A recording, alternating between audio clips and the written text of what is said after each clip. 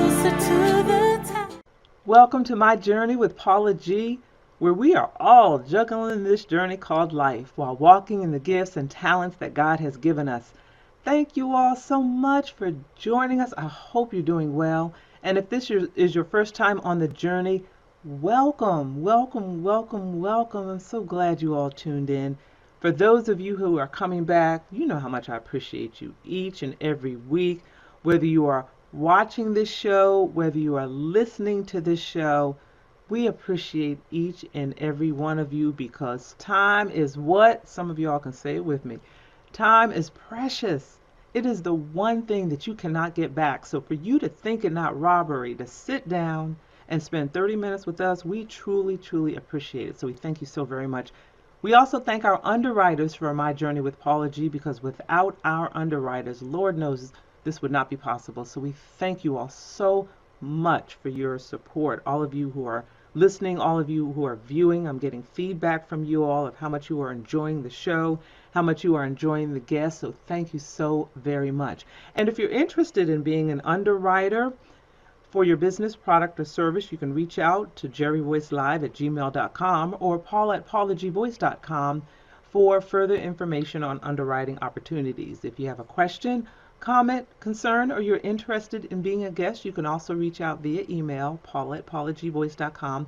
Make sure you put My Journey in the subject line so we will know that you have an inquiry in reference to the show. So we thank each and every one of you so, so very much.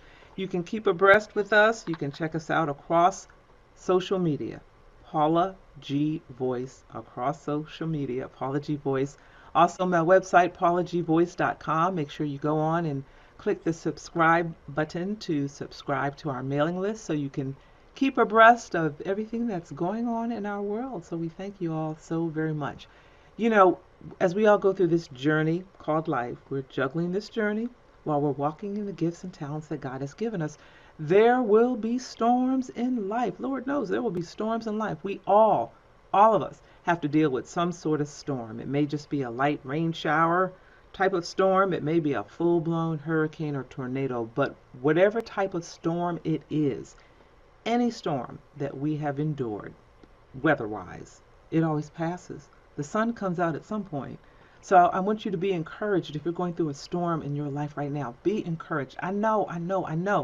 It seems like the sun will never shine again, but it will. Be encouraged and continue your journey. Today, we have a guest today, and this gentleman, he's a founding pastor. He is a community group leader. He's a podcaster. He's a member of our Positive Power 21 family. He is a former gospel artist, a rapper. He's going to tell us a little bit about that. And he kind of, even though, he had a family, we'll talk about that a little bit too, but he really had to kind of grow on his own. So he's going to share with us a little bit of his journey and how he is juggling this journey called life while walking in the gifts and the talents that God has given him. He is Pastor Dwayne Matthews, my brother. We welcome you to the journey. Thank you so much. Woo! Wow, that's what I'm talking about. Yes. You have such a calm, soothing voice. Oh my gosh, it's like I'm listening to your show from now on. Thank you. Man, wow. I appreciate that. That means a lot. That means a great deal. Thank you so much. So we're here today. We're having this conversation. And I always say that we're having a conversation and the rest of the world just happens to be watching or listening. Share with the audience a little bit of your journey, which I think is the full journey is fascinating. Yes. From who you were, where you were, to who you are today and where you are today. Oh, wow. Okay. Wow. That's a journey. How much time do we have, right? I know. There's only so much time in the hour. So I literally, before I was saved, I was in the dark. I was into so many different things. It was unbelievable. I called myself universal because I was into like different religions and just thought that, I can get to heaven through different ways of life that I was leading. And I was in Egyptology. I was into voodoo. black magic. I was into so many different things. I didn't sell drugs, but I ran with drug dealers. You know, I was doing so much things that were in the dark, and I had the nerve to call myself Universal. I You was were even searching. You were yeah, searching. yeah, I was searching. That's it. Yeah, because I was dipping in and out of things. I was even Muslim for a little while, you Mhm. know. So my journey led me down a lot of dark paths. I used to smoke weed, be on drugs, part-time alcoholic. So I really had a very uh, dark past. Yeah, and it's been an amazing journey to see where I am now as opposed to where I was. I've even been arrested Mhm. off a lie, I might add. But still, when you're running in the dark things do Mhm. happen to you. And it was when I got arrested that the second time, when I got out of jail, that's when I gave my life to the Lord. I was in a seedy hotel, and there was a green Bible that was on the desk, and I just looked at the Bible, and I didn't know what I was doing with it, but I just said to myself, well, I said to God, who I never really spoke to because I didn't believe in him. You know, I was a Muslim, so I believed in Allah, but now I'm praying to God or I'm talking to God, which I never done before. So I asked him, I said, I made a request. Forget all the universality, whatever I was. I said, I need to get more spiritual. I need to get more spiritual. I didn't know what I was saying. That's what I said. I said, you know what, God, I need to get more spiritual. I said, but can a Muslim really believe in Jesus? And it was about maybe anywhere between 2 weeks and a month after that, I met this woman on the train. She was just smiling and all happy. You know, I was looking at her. I'm like, you know what? She must be funny or something because she's just too happy. And she looked in my direction. I was like, what are you smiling about? What are you so happy about? And she said, oh, my Lord Jesus Christ. That's why I'm so happy he's in my life. And I remember I asked about Jesus Christ earlier to God. And I said, you know what? Why don't you tell me about this Jesus cat?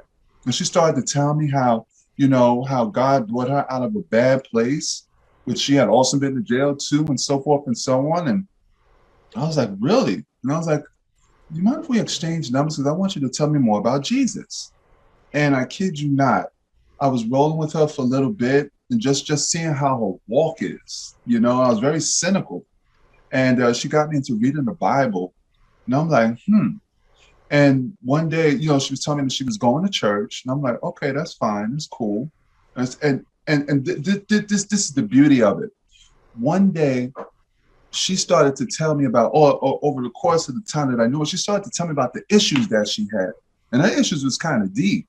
So I was like, okay, you know what? For this issue, you need Tyrone. For this issue, you need me to talk to this person. For this issue, you need a good lawyer.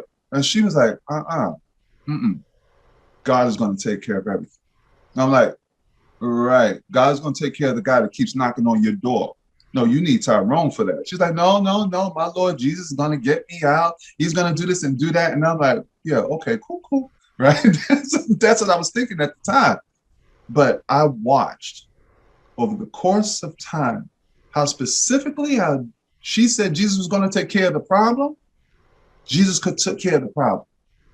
So I was like, I need some of this Jesus cat. I really do. So when she was going to church, I said, sister, do you mind if I go to church with you? She was like, yeah.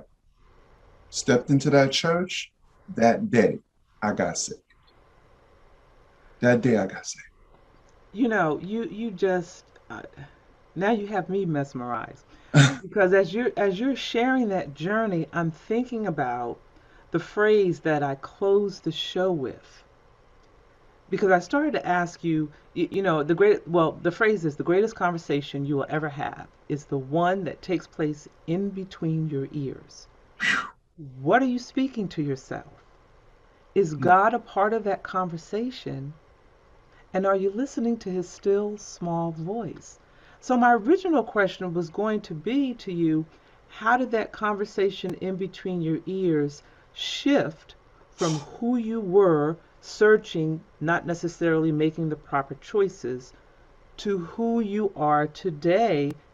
You basically answered the question that I was going to ask. You're listening to that still small voice. He created the atmosphere, the Yes. platform from which you were to hear that still small voice. You listened and you adhered to that. We could open the doors of the church. Mm. We're done. We're Hallelujah. good. Drop the mic. Glory to God. Drop the mic. That is powerful. That is Yes. powerful. So you're listening to that still small voice, Yes. and I even through your journey though, and as I'm listening to you, even through your journey, it's like God saw at the root that you were searching.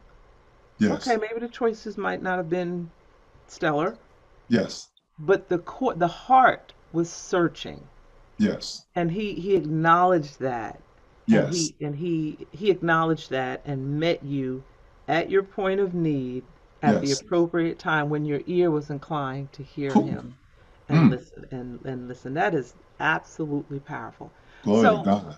so this puts you in, and correct me if I'm wrong, but this puts you in a unique position because the whole journey with the whole journey was for a reason, because God was preparing you in that life before, Yes. preparing to use you to do, come on now, do what it is that Oof. you're doing today. So with that being Mm. said, your involvement in the community, because you understand the folks that are out there Yes. that some of us might be afraid of, shy away from, kind of turn our head when we pass on the street. You Yeah. understand. So share with the audience how you're using where it is you are today and where you were. Hear me, where you were. How are you using all that today to minister to people? Oh my gosh.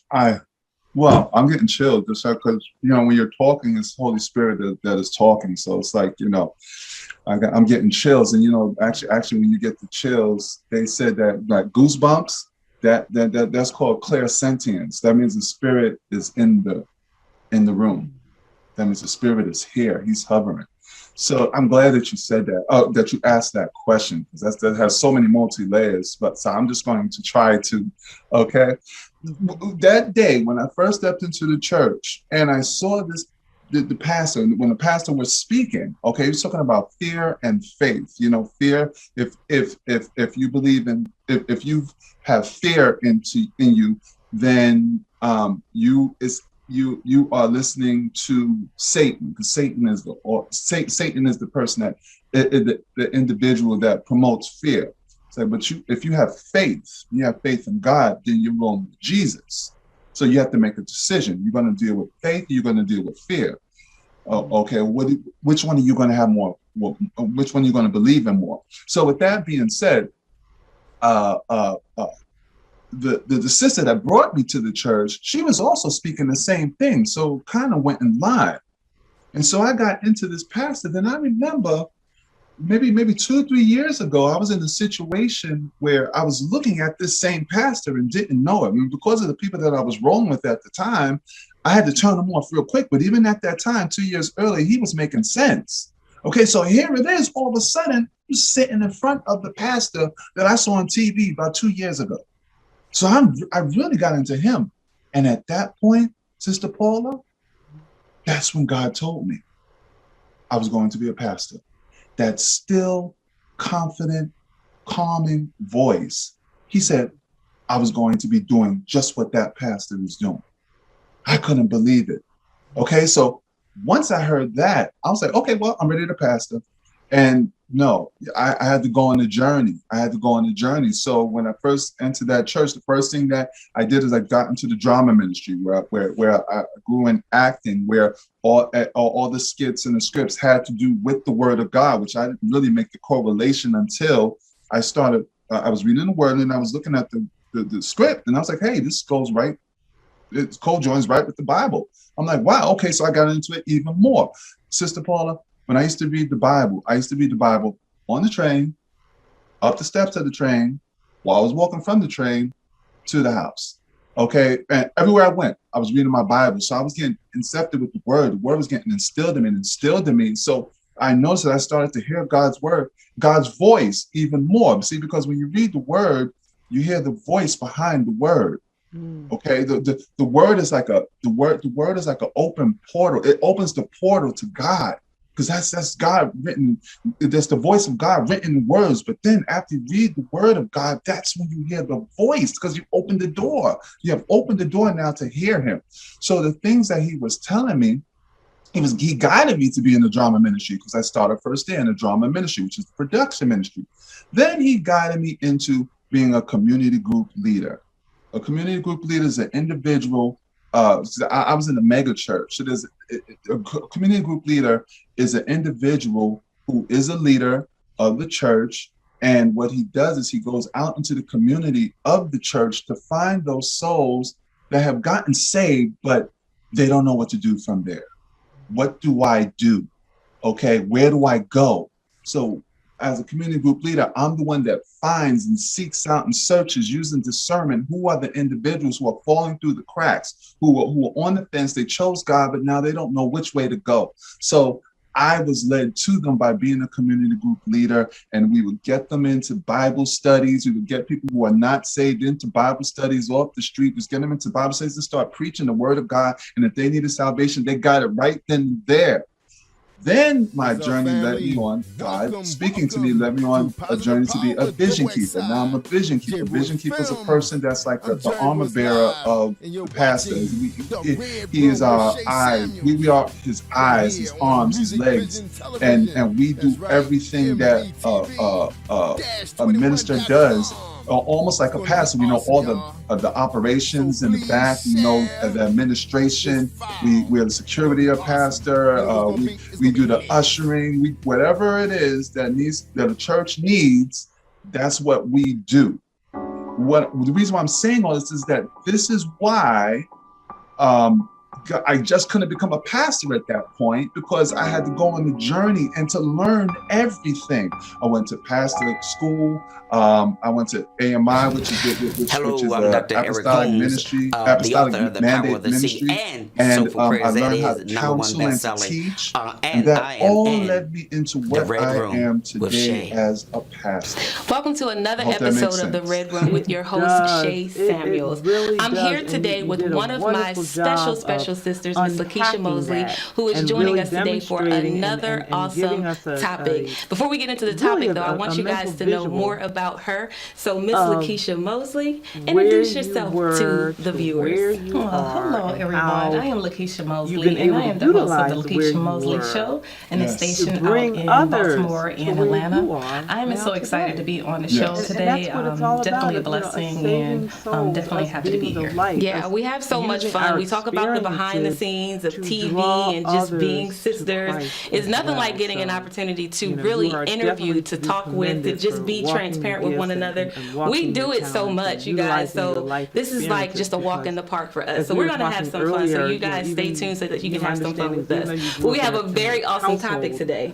Today we are talking about faith according to grace. That topic in itself, it says a lot. There's so many bullet points to this, but we're going to just drive it home so people can understand that, you know, this whole faith and grace thing is not like a get out of jail free card. And so you're going to talk a lot about that today with us. Absolutely. You're going to talk a lot. What do you think about that? Oh, wow. It's definitely not a get out of jail free card. And I'm saying that with life experience, just transparency. And that's what I believe in. Just being able to witness the favor of the Lord. And understanding that it's all about you that's growing, another story, which I'll condense for his you. guidance. And my wife has a lot to do with that. And you know, I've learned my wife, a lot she's like, both ways. Yeah, our guidance can really get us in trouble. Open Can you portal. imagine, like, when you were growing up, there were things that you just felt, our God parents sent told her us, to like, me, don't so do she that. has opened And we would do it portals, anyway, and more then we ways to would get end up to in God. some sort of trouble. And who do we So, call first? Our 5 parents. years ago, We're just is like when that with we God. Every time God wrote says, down don't the do vision this, and of we us do being, it, what do we do? God, we want you to get us out of this. How do we get out and of the this? door And so opened now, to where you just now want to we instruct us have our on own how to podcast shows overcome called that. Talk Love to us about Chapters, that? How do you overcome Absolutely. My name is Mr. Devilslayer. My wife's name is Mrs. Devilslayer, and it's all about the love of God. Just doing it my way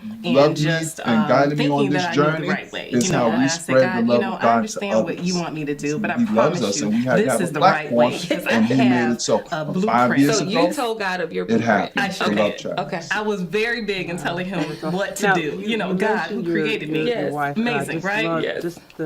One thing that I've learned is that God is purely a gentleman. He's not going to push you. Yeah. He's not going to pull you away from the perspective that you currently have. Yeah. He's all about letting you work it, because at the end of the day, it's free will. Yeah. And that's just, isn't that a good father? That gives us back to Adam and Eve, to be honest with you. Absolutely. So he's going to sit and wait, and if you decide to do it his way, he's there for you. Jesus. And that's the foundation. Grace. Absolutely. That's the foundation grace. When you all. said it, there's such a peace that comes with that. That is grace. That's what grace looks like.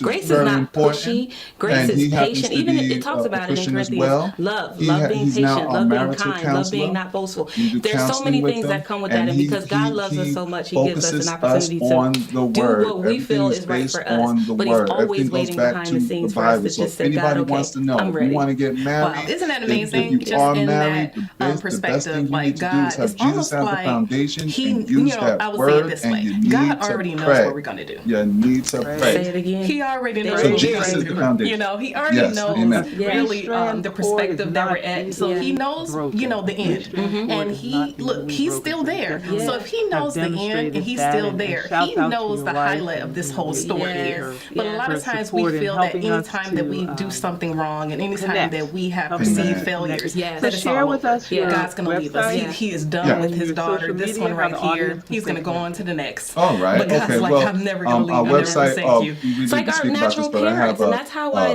I look at my relationship with God. It's like my mom was always there, no matter what I did. I talk bad to her. And that website is called mealsonheels.com, which is I'm paying for that because there's consequences that come with that. We're going to talk about those consequences because there are definitely consequences that come along with us just feeling like we can go out and do what we want to do, how we want to do it. We have the blueprint, and we think that God's just going to allow it to happen that way.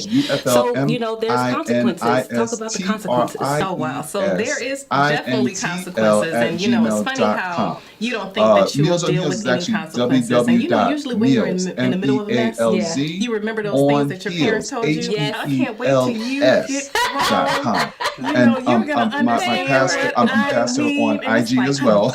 Okay, and the IG is Pastor Dwayne. You can look at Pastor Dwayne or Dwayne the Pastor. I feel like our parents we're also on Facebook, as much as they can. Unfettered Love Ministries. That's our page. Unfettered Love Ministries International. Wow. And you can look me up on Facebook. Dwayne Kia, which is Dwayne D-U-A-N-E. My wife's name K-E-N. She's my rib. She's attached. And that's all. I was in relationships that I knew I shouldn't have been in. That mom always told me not to be in. Right? They instructed us. They gave us direction. We still knew. That's why we went for it. Let's just be real with it. That's why we went for it, because mom said not to go for it. That's why we did it. Absolutely. So wow. So you already know. Nevertheless, I ended up in relationships with men that were not right for me. And then when I got married, I got married to my first husband. He was in the military with me, and I thought everything was going well. At the same time, you know how you get cues to know that you shouldn't get married or marry someone, and God tells you that, and you miss those cues, and it's right in front of you. I said, no, I've already planned everything. This is going to happen. So I got married, and nevertheless, it was very good in a certain point, but it did go sideways. I received certain types of events in our marriage that was just kind of toxic. So hold your head up just getting in those types of events, it wasn't what God designed for me. It wasn't that person wasn't a good person. It's just that wasn't the person that was for you. And nevertheless, it ended in divorce. And I say, God, I can't do this anymore. I don't deserve this anymore. I'm just going to be by myself. God said, no, don't give up on yourself, because I know the end. Yeah. So nevertheless, all right. We hope you all are enjoying yourself. Just we came to praise God. And I began to get closer to Christ. It's funny how it's almost like the prodigal son. Yes. When he walks out and wants to do everything on his own, and he realized, you know what, things were better back at home.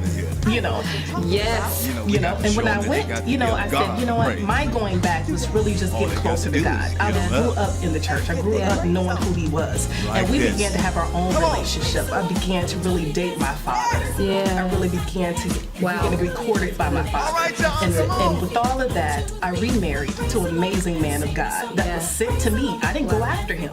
He was sent to me, and just having a beautiful life and having our kids being covered and really know what that covering is, because I got it with my father first. It's amazing because grace, honestly, is it's sufficient. We throw that out kind of like a cliche, but grace is sufficient. God's grace is sufficient. It covers a multitude of our sins. No matter how, and I can imagine our parents and how our parents used to be with us. Although they were upset, they were angry, they yell at us over and over again, I told you not to do this. But then, regardless if we're hurting, they're going to hug us, they're going to love on us, they're going to kiss the boo-boos, all of that, even in their anger. And that's how I see God with us. Yes, I really feel that, because a lot of times God, He knows the end, but at the same time, I feel like life experience does give you a benefit, give you wisdom, where you can begin to, give someone else that same wisdom. It's hard to really teach someone if you've never been through it, because you don't know, really the outcome and how it goes. So it's not so much as knowing everything. It's just really, paving the way of, some experience that you experience. And begin to teach another the same. I think, like you said, you really can't go through it and not learn something, not get this, this energy within you. I guess that's the word. This energy within you to want people to know how good God is after that. Because if He did it for you, He'll do it for them. And the exciting part about it is that He picked you to do it.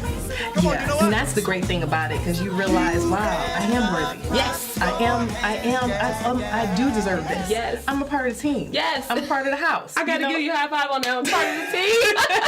I'm a part of the team. Yes. That's important to know, though. It's important for us to understand that God's grace is ultimately sufficient. And so right after these messages, we're going to go through, because I want to talk about how we utilize these opportunities to do what we want to do. And we say that grace is going to cover it. I want to utilize the next segment after this to do that. But we're going to take a music break, and we'll be right back after this music break.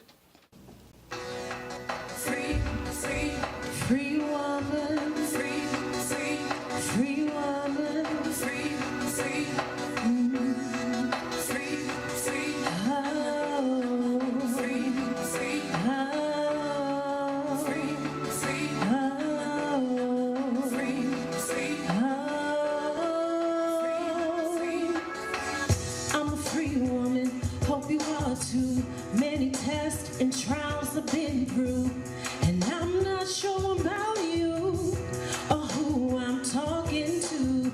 Insecurities, low self-esteem.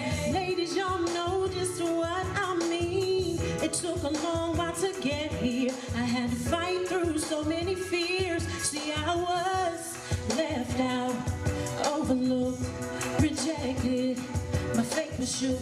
I had to find my way, and now I can't be stopped. Let me make it plain. I'm free, not going back. No slowing down, no taking slack. See, I've come to know just who I am. I am free, free. I'm a free woman, free woman. I'm a free woman. Free, free. I know just who I am. Free woman over here, free woman over there. Free woman, wave your hands in the air. If you're glad to be free, show another woman some love. I'd rather build you up than tear you down. I'd rather see you smile than see you frown. 'Cause I'm not hating on you. I'll be the one to help you through. No need to compete, no need for deceit. Ladies, why can't we all be free? celebrating one another, to be who we are to be.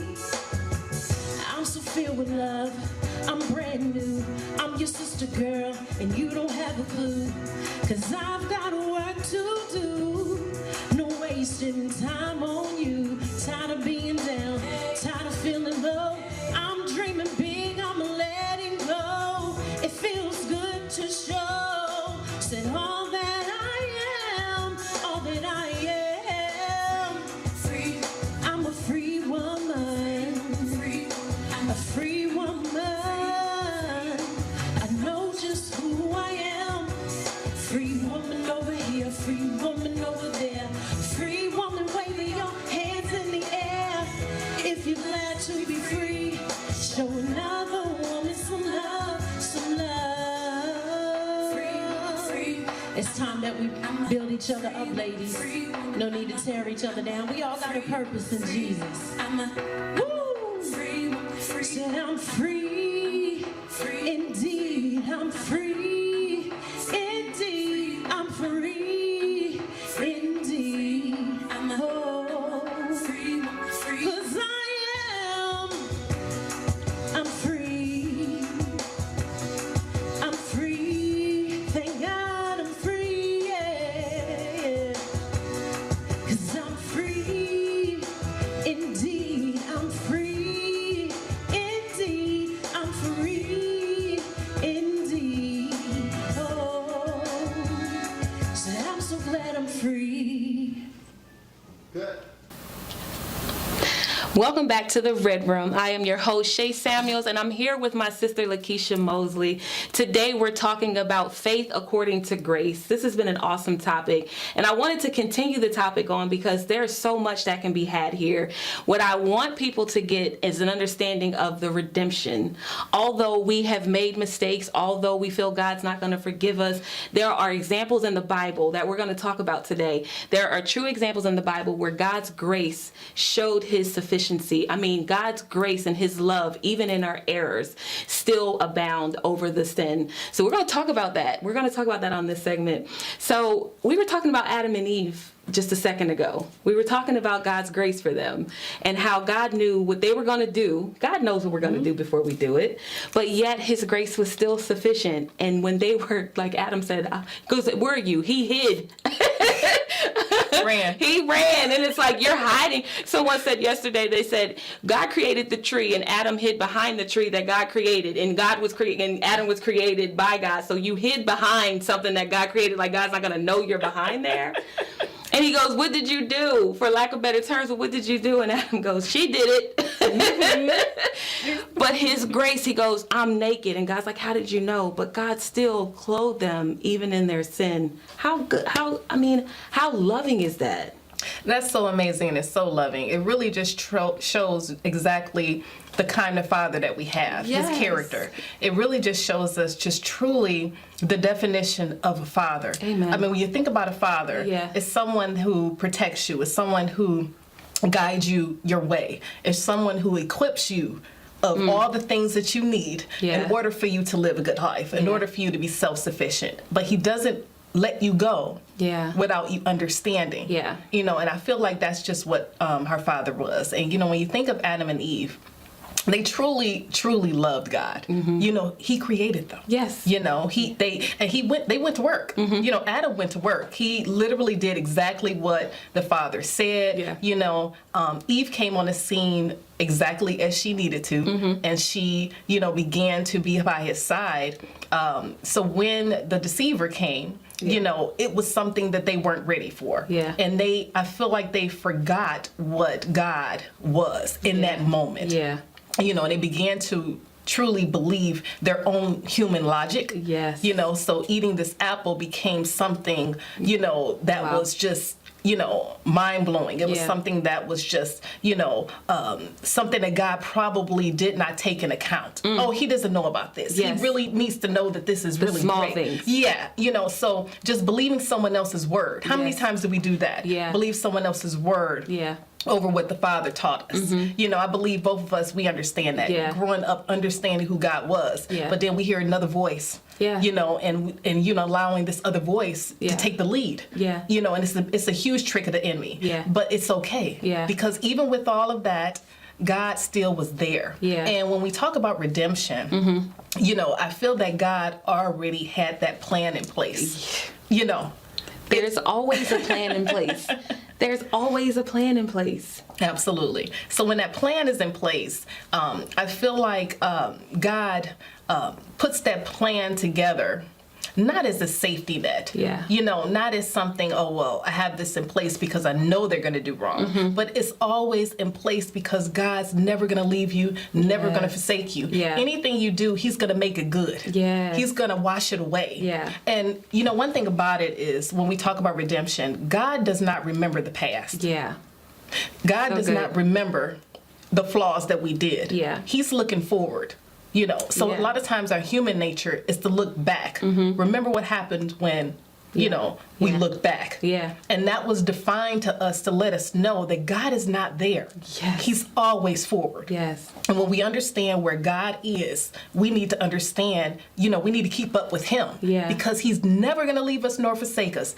At the same time, we need to understand that he's building forward for your life. So redemption is always there because he's never looking back to erase something. So a lot of times we're looking back and trying to bring this baggage, this huge suitcase. God, don't forget, wait a minute, we got to bring this, I got to fix this. I got to scrub this clean. God's like, I'm not there. I'm not trying to scrub it clean. So why are you trying to scrub it clean? He's like, I'm way ahead. I'm building houses up here. I need you to come with me. That's so good. So when we think about redemption, we need to understand that God is not in the mindset of trying to fix anything from our past. He's already bringing new forward. Yes, that's good. That's good. One of the things that you said, you mentioned about fathers, and you said that it's just, God is just like our father. And there are a lot of people, women and men, who have not been raised by their natural father. And so the attachment of that rejection, that neglect, that's why a lot of people feel it's okay for them to do what they do. They've already made a survival plan for themselves. And then it's only when we get older, that's why the Bible says, when I was a child, I spake as a child. It's only when we get older that we find true revelation of God's kind of love. And then I see a lot of women and men going back to forgive their fathers because of it. Have you seen that? I absolutely have. A lot of times we have our own perspective of how things are going to go in our life. Like you said before, you said that, we already had a plan. We already have a blueprint of how we were going to do because we never had a father. We never had a mother. We never had anyone to protect us, anyone to guide us that way. But like I said, God is always moving forward. So remember, God is always moving with you forward. So that is your father that's never going to leave you nor forsake you. If you didn't have a natural father on this earth that decided, to be with you and leave you, God is with you. God is that father in your life. God is that mother in your life. He's that betrayal that happened to you. He's that protection that lets you know, listen, you have him. You don't have to carry anything else. So, when you go through the things you go through, you can always receive the lessons. You can always receive the wisdom in it. So you can take that and move forward. But understand that you can move forward in your life when you begin to have children, when you begin to, become an adult, because a lot of people have children before they're adult. A lot of people have children, without, a spouse to raise those children. Don't look at that as a bad thing, because God is with you. He's always going to be that additional that you need in order to move it on. He's going to bring those people in your life in order for you to begin to move forward. Have you ever seen that where the protection was always there? Yes, I call it Hansel and Gretel, because Hansel and Gretel, I don't know why God took me back to that a while ago, but the breadcrumbs, the fact that they left the breadcrumbs, and it's almost like how God, those little nuggets, how God does us, those breadcrumbs always take us back to home. Wherever home was for us, those breadcrumbs always take us back. And when God showed me those nuggets, I mean, the whole story in itself was like, it was a childhood story, but for God to give it to me at this age, they were almost devoured by the old lady in the home, but how God turned that thing around. Those stories were real. We didn't see it then, but they were about to be eaten. They were being prepped for meals. And that whole situation turned around, but the breadcrumbs are what got them back home. And so, yeah, I've seen that where God has just turned that thing all the way around. There's something else that we do now in this era. For some reason, we feel that grace is that we talked about that in the beginning of the episode, the get out of jail free card. And so this era here, the teenagers and some adults, I'm not going to just put it on the teenagers, I'm not going to say teenagers, but some adults, we feel that we don't have to be good stewards of our finances. Why? Because our we have the blessing plan. We call it the blessing plan. Well, I don't have to pay my tithes. The blessing plan. We don't have to be good stewards of our lives. The body's our temple, so we don't have to eat right. We don't have to do. But it's always like, well, God will take care of that. God knows my heart. God knows all about me, and we feel that God's grace we don't have to do anything because of God's grace. We can just run amok, run the world crazy, and then grace is going to take care of that. That's something that you say, we kind of sometimes categorize God's grace, like you said, as a get out of jail free card. And we don't understand really the definition of grace. Mm-hmm. Grace is there for you to let you know, listen, he's with you all the way. It's not about you getting it right the first time or the second time or the third time. I've been there. But it's all about him letting you know it's not about getting it perfect, but it's about moving forward. He sees your heart. Yeah. It's doing a heart check. Mm. When we do a heart check and when we understand, our motives, then we're not really relying on grace in the perspective of really doing harm to ourselves, doing harm to someone else. Well, you know what? I'm not going to save this money or pay this rent this month. I'm not going to do this. Yeah. I'm not going to be honest on my taxes. Yes. Because God knows I just don't know everything. And no. So it's almost like, you know what's right to do, but you don't do it because of, this grace. No, that's not what it was for. God, that's for to let you know that, listen, God is with you, carrying you all the way. Yes. At the same time, we need to honor the man that loves us so much. And when you honor him, you're not going to want to do wrong by him. You say, you know what? I don't want to do wrong by him because I don't want him to look at me any type of way, even though he's not. I feel that unction in my spirit that I don't want him to look. I don't even want to perceive that he's looking at me wrong. So I do want to do everything right to my ability, and rely on him in that way, not to take something from him that is not right. I want to sleep at night. Yeah, I think Colossians 3:17 says everything you do unto the Lord. But we're going to go ahead and close this episode out. Lakeisha, I am so thankful again that you've been here. This has been a great topic. Before we go, can you just let everyone know where to find you? Absolutely. You can find me on my website, LakeishaMosley.com. You can also find me on my TV show, Lakeisha Mosley Show, on Monday nights at 9 p.m. Eastern Standard Time. You can also find me on all social media platforms and definitely on Amazon and all of those episodes as well. And again, we just want to thank you for coming by, again, just stopping by and just visiting with us and taking part of what we're doing today. And for you guys, you stay tuned for the next episode of The Red Room. I'm your host, Shay Samuels, and I love you guys. Until the next episode.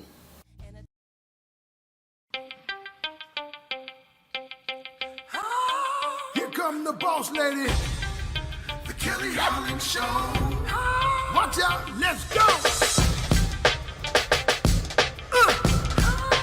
Here comes the boss lady, the Kelly Holland Show.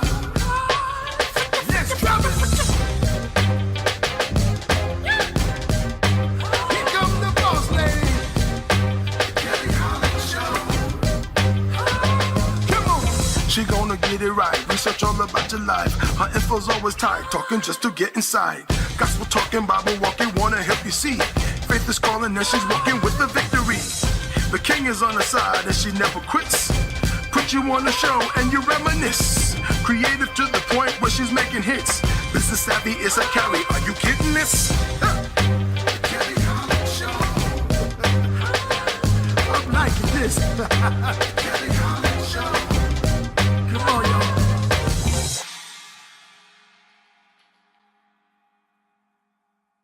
Thank you so much and welcome to the Kelly Holland Show. I have been blessed to be given a newer platform, and I would like to share with you today's guest. We have Miss Marietta Bellis. She is the children's author of many bilingual and bicultural books, and she's also podcast host of Mama's 411.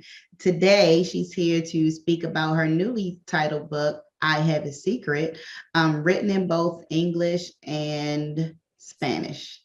And I am so glad that she's here to help me along with that. Marietta Bellis, please let our listeners know, even though I ran through it very quickly, who you are and what do you do, lady? Hi, thank you so much for having me. It's a pleasure to be here.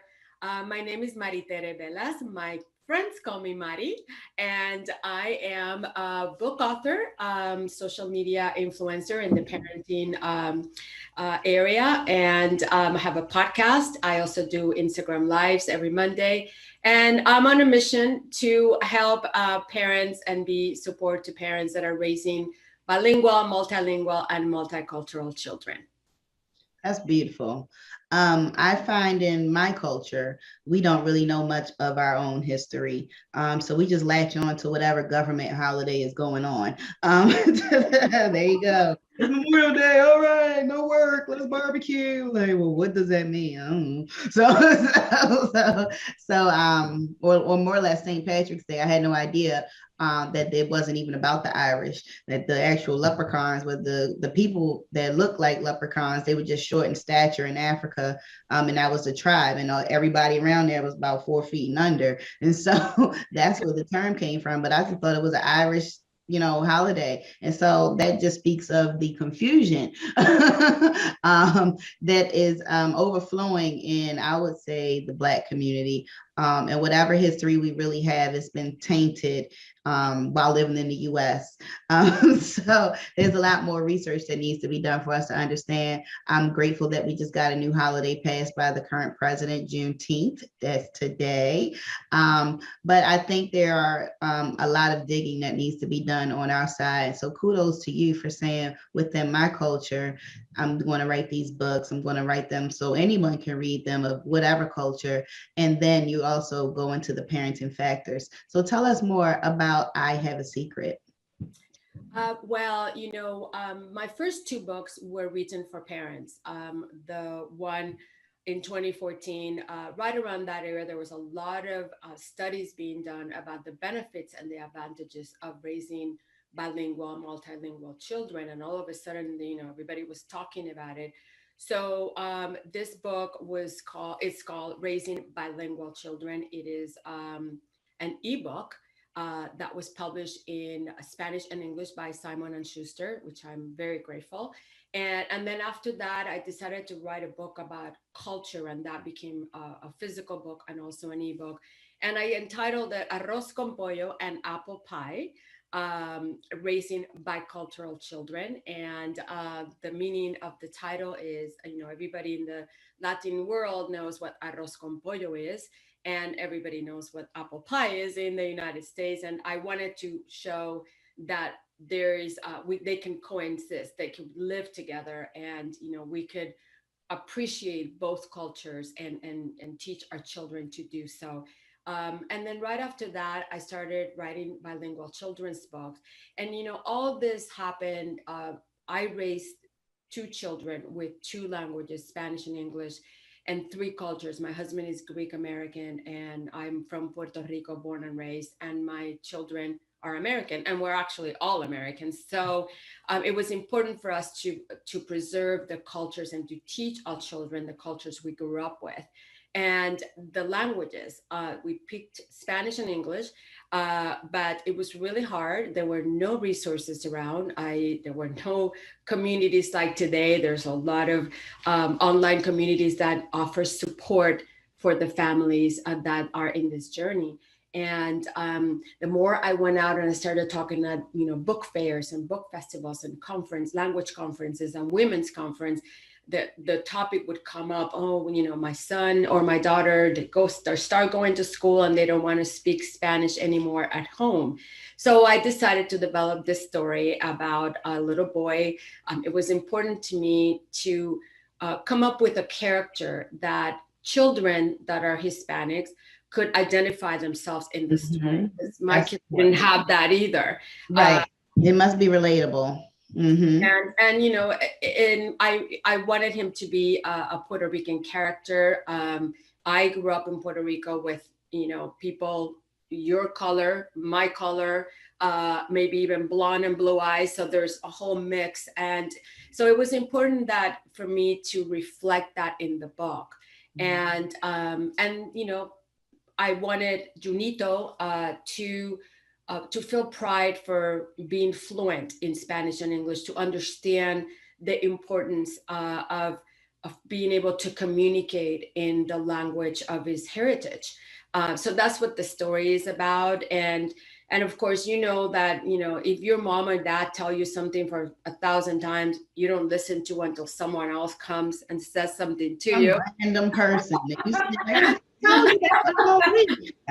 Oh my gosh, men do that too. They just need the manly confirmation. I'm like, didn't we just talk about this last? Oh my god. So I made the kind of like heroine in the book is the teacher that is monolingual, that she admires Junie because Junie can communicate in both English and Spanish, and she tells Junie, I wish I was more like you.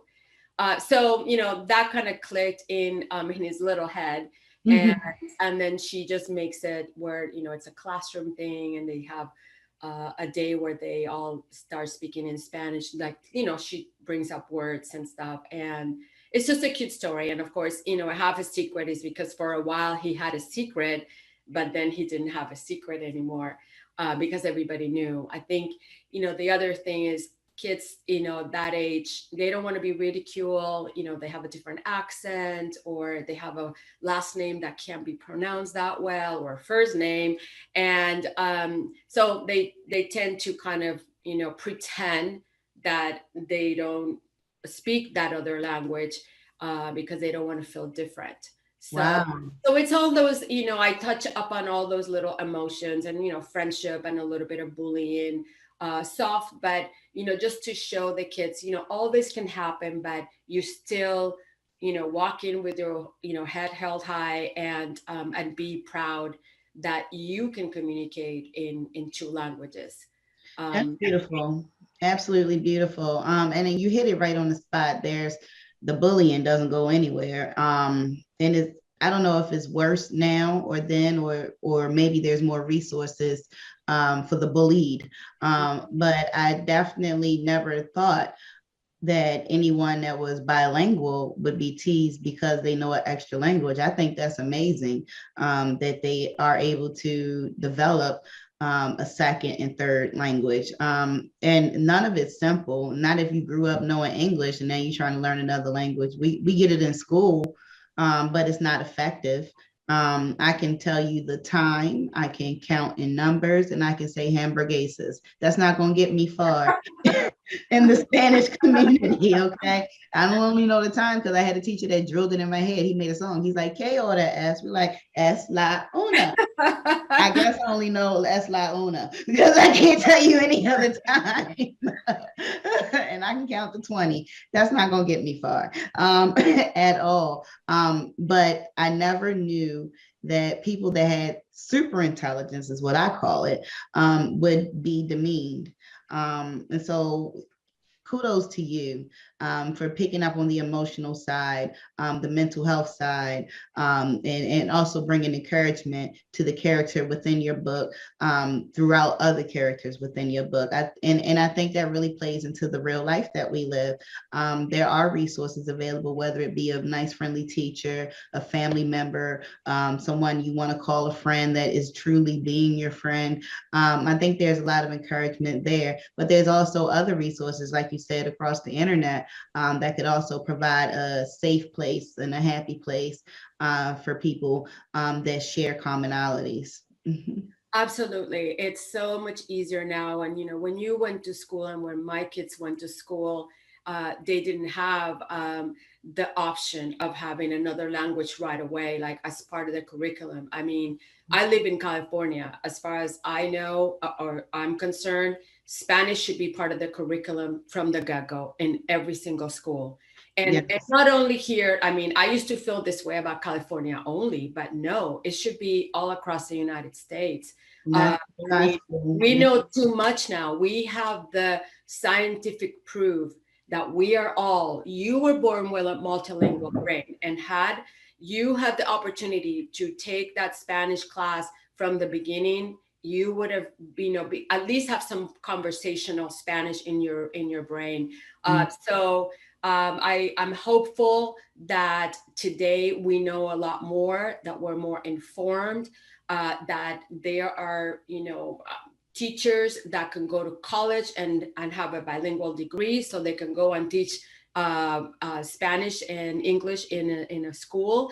And in my research and over the last 5 years, there's a lot of interest and monolingual parents that are now raising bilingual children because they see the advantage, which comes to my belief that bilingual books are very effective because, now a monolingual mom or dad can read this book with the child and understand what's going on, rather than, the child reading a book in Spanish and they have no idea because they don't speak the language. So I think it's, it has made reading time more fun, more effective. And I truly believe that is a gift. It's a gift we give our children when they can communicate in another language. Let's use the resources that are available and do it. I couldn't agree with you more. I was fortunate enough to attend a business leadership presentation where the winner would receive a $25,000 scholarship. Part of it would go to their education, and the other part would go to developing their invention.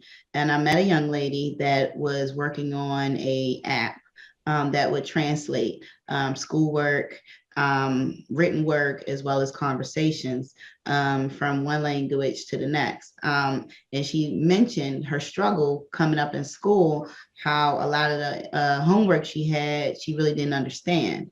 And so how this app would make things easier for, just like you said, all of the multilingual children that attended the school or throughout. She won. I definitely voted for her as a business leadership coach because it's necessary.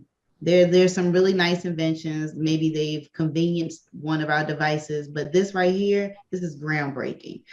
She could even sell that to Google because I don't care for their translation app. Oh, no. No offense to Google, but.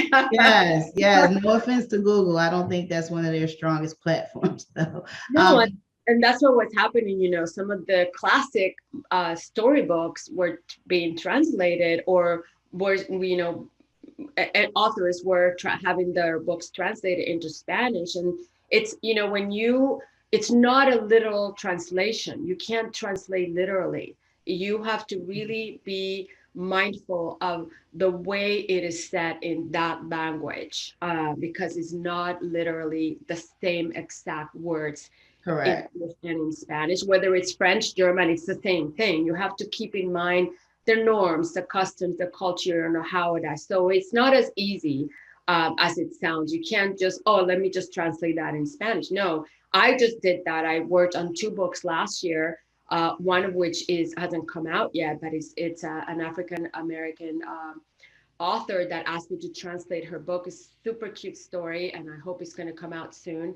And I had to really sit down and look at it from, the way I would say it in Spanish, that would also keep the meaning of what she was saying in her, in the English version. So anyway, it's a wonderful thing for children to be able to be exposed to all these characters and all these stories and see themselves in it. I love when I open a book and I see a Black kid, an Asian kid, a Spanish kid, because, my kids didn't have that. Correct. And I'm starting to see a lot more diversity and inclusion in the children's literature and throughout television, you're starting to see a lot more diversity and inclusion. It's not just a traditional white family or just Black family. You're seeing a mixture of family and friends. And I think that is applaudable. I also realized that between ages birth to 5, children are a sponge. And that is the prime time to introduce any language to them because they will pick up on it, translate it, and learn it. And you probably can't even speak it yourself. So well, it's interesting you say that because, in Europe, they've always known this. I did my first 2 years of college in Europe. I bless my parents for allowing me that opportunity. And I was 18 years old and there were kids around me speaking 5 languages without, they would turn this way, speak one another. And I was like, oh my gosh, this is amazing. And yeah. In that, by then I was bilingual, and then I learned the 3rd language. And, yes, it's amazing and it's wonderful to start when, as soon as you know that you're pregnant, start talking to that child in Spanish or French or German or whatever. But that doesn't mean that you can start later on. There's a number of different approaches that parents can take today to start with the 2nd or 3rd language. And there's resources out there. Send me an email. I'm happy to send you a list and also walk with you in that journey because that's what my mission is just to create this world where we all understand the importance of the gift that we're giving our children when they are able to communicate in another language. Yes, I definitely agree with you. Were you always feeling the author bug, or what did you do? You've raised your children, you got some time on your hands now. I guess there's some availability there. But who were you before all of this? Well, I told you I was born and raised in Puerto Rico. I had a bachelor's degree in languages because I just loved speaking in different languages. But I came to California to get a master's degree in communications, and I did a minor in journalism and PR, public relations. And I ended up started writing a column for La Opinión newspaper here in LA. Okay. 2 parents like me that had no resources in trying to balance the cultures and the languages. I mean, I would go to the bookstores and libraries, and there were no books available to help me, like a Dr. Spock or, one. I'm like, okay, so let's talk about culture. How do I balance this? So I just, whatever I was doing in my house, I was talking to my husband one day, and he's like, if you have this education and you are trying to figure this out, think about the parents out there that are emigrating, that are coming to this country, that are trying to figure out how to balance the cultures and the language at home. You should write about it. So that's how I did. That's what I started with the column that ran for 12 years. And from there, I went into writing my books. Like, kind of like in 10th grade, I can look back and remember thinking I love to write because I had just finished a paper in English and I really loved the storytelling idea. So I kind of always knew I was going to end up writing eventually, but become a book author has been a dream. So I'm super excited, and I have a 2nd book coming, I'm working on, and I like the idea of writing for children and just, giving them these beautiful stories that they can enjoy. Thank you so much for being a part of that. There's not many resources still, but I'm grateful that there are none. So I'm glad that you were able to publish and to allow us to gain this new information and education. What about the business side of it very quickly? You had this dream, you had the drive, you had the skill, but when it came to putting it into a book, how was that process? Interesting. Let's just put it that way. So I was asked to write the book, the ebook, which ended up being an ebook, and I missed that part in the contract. But that's another story. But I was super grateful. It opened a lot of doors. Going out and saying that Simon and Schuster, that you're one of Simon and Schuster's authors, is opens a lot of doors. But then I ended up needing a print book, because then I started going to book fairs and book festivals, and parents still wanted to walk away with a book. Right. So that's where my Arroz con Pollo book came out, Raising Bicultural Children. And hold on. And here it is. And so I and apple pie, right? Yeah, Arroz con Pollo and apple pie. So I self-published that book. So I've gone to conferences where I talk about publishing traditionally with or self-publishing, and then this book was also published by a small publisher in Georgia. So it's been an interesting experience. I think my dream would be to have a literary agent that would say, hey, you write, and I will take care of the business side of things. But it hasn't been easy, which means that there's a lot of, in the Hispanic Latino world, there's been, over the last 2 or 3 years, a lot of little publishing companies starting their own business because of that, because they don't want to go through the traditional route and wait to get an agent, and it's a long process. So they started their own publishing houses, and it's a lot of work, but they're learning their craft and how it works. And nowadays you can do Kickstarter or that kind of GoFundMe, right. and they a lot of authors are doing that. So where there's a will, there's a way. They're a lot younger than me, girl. So I feel like I talked about it with my husband. He's like, do we really want to start a publishing house? And I just want my energy in my writing. I didn't want to start to, learn the whole process, because if I'm going to do something, I want to do it right. So I'm happy that my friends are doing it.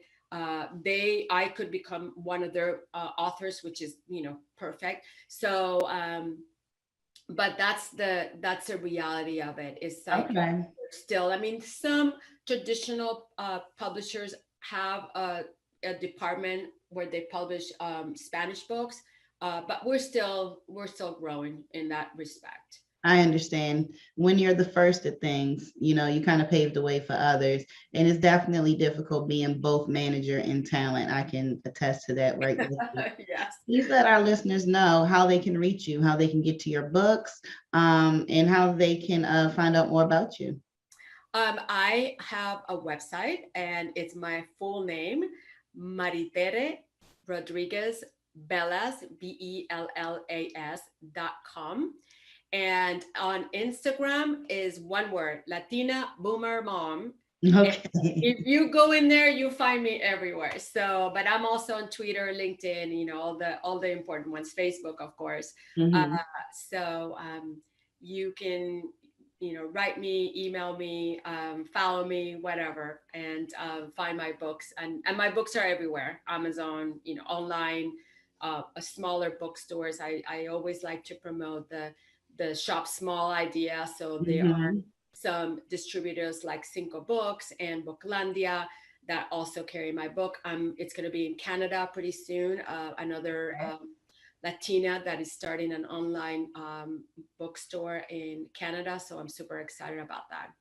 All right. Well, we are excited to see more of what's coming out of your tool and banks and anything else you put together. We want to see everything that comes out of there, because it's all informational, it's all helpful, and it's a culture builder. So thank you so much for being here again. Watchers and listeners, we are so glad to have had this experience with Miss Maritela Bellas, and hopefully she can come back and visit us again soon.